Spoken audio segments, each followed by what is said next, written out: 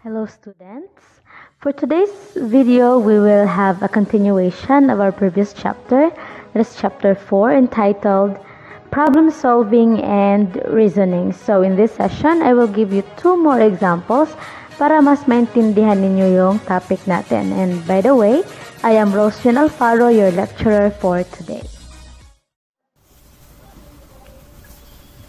Okay, so before I give you the 2 examples that I was talking about a while ago, let us first recall kung ano yung Polya's 4-step problem-solving strategy. Okay? Now, the first strategy is to understand the problem. Now, ano ba yung sinasabi niya dito when he said na i-understand natin yung problem? First is, can we restate the problem in our own words? Kasi if na-restate natin yung problem in our own words without changing the idea of the problem, meaning na-understand mo siya. Diba? Second, ano yung mga binigay na known or yung mga facts na binigay sa problem? Third, is there a missing information that if known, would allow you to solve the problem? So dito napapasok yung ano ba yung hinahanap. Okay? Next. Is there extraneous information that is not needed to solve the problem? Minsan kasi may mga problem na may mga information na binigay dyan, pero di naman natin need sa problem. Okay. And lastly, what is the goal? So after mo malaman yan, you can say na na-understand mo yung problem. Okay? Okay. But understanding the problem class doesn't mean na meron ka ng sagot. So after that step, we have to devise a plan. So, how do we devise a plan? So binigyan din kayo ng mga key points last time. So let us recall them. Ano yun sila? First, make a list of the known information. Second, make a list of information that is needed. Third, draw a diagram. Next, we have make an organized list that shows all possibilities. Next, we have make a table or a chart. And work backwards. Try to solve similar but simpler problem. Next, we have look for a pattern. Write an equation if necessary. Define what each variable represents. We have next is to perform an experiment. And lastly, we have to guess at the solution and then check your result. So, after that, after devising a plan, we are now ready to carry out the plan. Okay. So, how do we carry out a plan? First, we have to work carefully, diba? Pag meron tayong plano, of course, we have to do it carefully para matupad yung plans natin. Second, keep an accurate and neat record of all your attempts. Kasi minsan, pag tinapon mo na yan kasi mali, baka balikan mo yun na step. At least you have a record of that. Next, realize that some of your initial plans will not work and that you may have to devise another plan or modify your existing plan. Okay? And after we carry out the plan, of course, there will be trial and error sa mga ginagawa natin. We are now, after finding the solution, for example, yung isang plan na nagawa natin is a successful one. We have to review the solution. Minsan kasi merong mga times na meron tayong solution but we are not sure if tama yung sagot natin. So, to know if tama yung sagot, we have to review the solution. So how do we do that? First, we have to ensure that the solution is consistent with the facts of the problem. When ito mangyayari ang hindi consistent yung solution, for example, pag binigay mo to na thing, tama siya. Pero pag binigay mo ng ibang bagay na naman, hindi na siya correct. So, that would mean na inconsistent yung sagot mo and that means wrong ang nakuha mo na answer in step 3. Next, interpret the solution in the context of the problem. Third, we have ask yourself whether there are generalizations of the solution that could apply to other problems. And after learning all that and reviewing all that, let us now have our first example. The product of the ages in years of 3 teens are the same age. What are the ages of the teenagers? So, ang hinahanap natin dito is the ages of 3 teens. Now, when we say teens, saan lang mag-start yung numbers? So, dyan na papasok si understand the problem. So, we have to determine ano yung mga numbers in the first place. Now, since teenagers sila, of course, we only have 13, 14, 15, 16, 17, 18, and 19. Beyond those integers na na-mention are no longer the ages for teenagers, di ba? Kaya we can only consider the numbers 13 hanggang 19. Now, among these numbers, ilan yun? 7 numbers. We have to find 3 numbers such that yung product daw nila will have 4,590. So, how do we do that? This is where we devised a plan. Now, if we represent the ages by x, y, z, that's what we normally do, di ba? Pag meron tayong hindi alam and we solve a word problem, we represent the unknowns by using variables or the letters of the alphabet. So, in here, we will use x, y, and z para i-represent yung ages ng tatlong teens. So, we will have x, y, z must be equal to 4,590. Now, given this equation, isa lang yung binigay na equation, tapos tatlo yung unknown, we cannot solve this directly. So, first, notice na isa sa mga,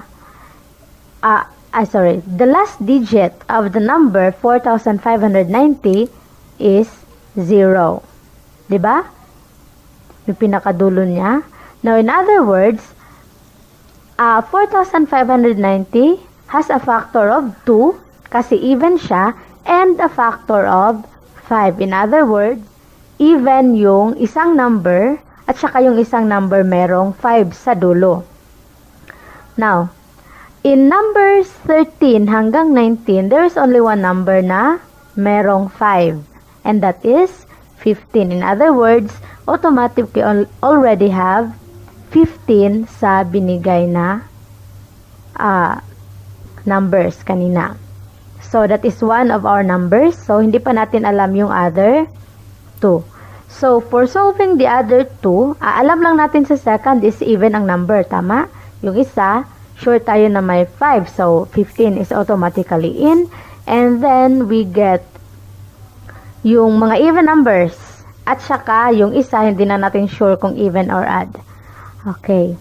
So, we carry out the plan after that. First, we have C15 times 16. Gitry lang natin ha. Times 18. Now, in multiplying this, the result is 4,320. That means, 13 and 14 hindi nakasali sa choices. Kasi if mag-multiply tayo ng smaller number kay 18, mas ililiit pa siya kay 4,320. And hindi na natin ma-reach yung number. So, we have to get a higher number. So, try natin ulit si 15 times 16 times 19. We will get the result of 4,560. But still, not enough. Kasi yung need natin is 4,590. That's why, we have another plan. We multiply another numbers.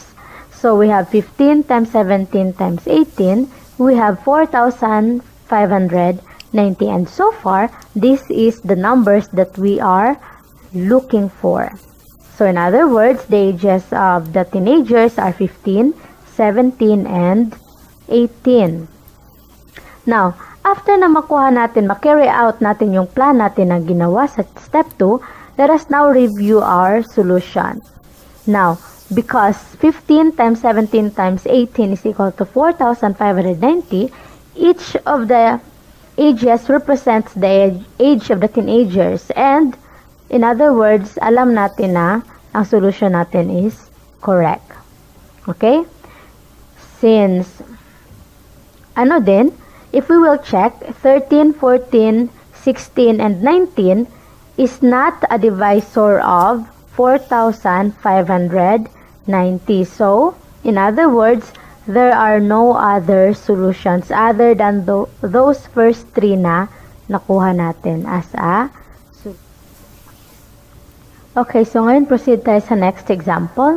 In consecutive turns of a Monopoly game, Stacy first paid $800 for a hotel. She then lost half her money when she landed on Boardwalk.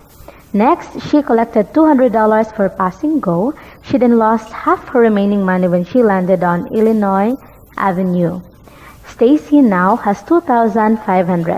So the question is, how much she have just before she purchased the hotel? So, ano yung hinihingi sa atin? So first, we need to understand na ang hinahanap dito sa problem na ito is the original amount before ni Stacy binili yung hotel. So, next, after na ma-understand natin yung problem, ano yung hinahanap, we have to devise a plan. Now, we can guess the right answer using wild guesses natin, but that might take us some time. So, in this problem, we will solve it using the backward methods. Since meron na tayong plan, all we have to do now is to carry out the plan. So, since backward, start tayo sa pinakababa. Now, Stacy must have had $5,000 before she landed on Illinois Avenue. Bakit? Kasi after dun sa Illinois Avenue, 2,500 na lang yung natira sa pera niya, which was half daw sa pera niya prior to that. And, so meron siyang 4,800 before she passed Go. Kasi di ba nadagdagan siya doon ng 200. And, 9,600 prior to landing Boardwalk. Kasi, after landing Boardwalk, half na lang yung natira sa pera niya. So, that's $4,800. And so, prior to landing sa Boardwalk, meron siyang 9,600. This means that she had 10,400 just before she purchased the hotel. So, i-review natin yung solution. Now, first, meron tayong $10,400. Tapos, minus 800 kasi binayad niya sa hotel.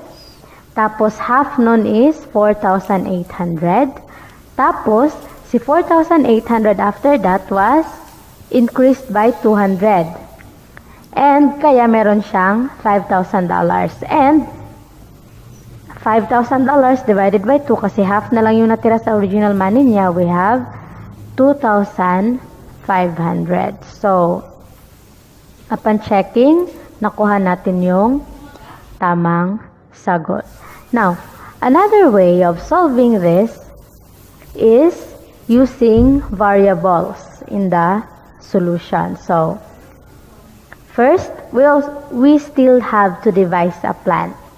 So, we let A be the amount of money Stacy had just before she purchased the hotel. So, si A ngayon, siya yung original amount ng money natin.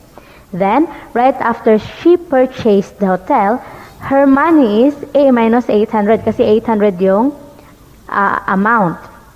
After she landed on Boardwalk, she have 1/2 of A minus 800. Kasi di ba half na lang yung natira sa pera niya after she landed on Boardwalk. And then, pagdaan niya sa Go, dinagdagan siya ng 200. Kaya we have 1/2 times A minus 800 tapos plus 200. When she landed on Illinois, she have, di ba? half na naman sa pera niya na natira. Now, kanina, yung pera na natira was 1/2 times A minus 800 plus 200. So, since half na naman, meron na namang 1/2 dito na i-multiply. Okay? And, ito siya lahat, equal yan siya sa natirang pera na 2,500. Then, isolve natin yung equation para makuha natin yung answer. Let us find the unknown. So, first, multiply ako ng 2 on both sides para mawala itong isang fraction kasi so, I'll have times 2 dito na side. 2 divided by 2 para dyan is 1. So, wala na yan. And dito sa kabilang side, sa right, we have 2 times 2,500 is 5,000. And yung 800 natin dyan, yung 1/2 times A minus 800 plus 200 equals 5,000 na yung new equation natin. After that, kunin natin yung another 1/2 dito kasi di ba ayaw natin sa fraction. So, para makuha yan, i-multiply lang natin both sides dito by 2.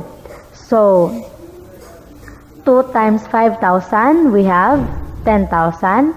2 times 200 is 400. Tapos, 2 times 1/2 times A minus 800, ma-divide yung 2. So, we have 2 divided by 2 is 1. Kaya we have A minus 800 plus 400 equals 10,000.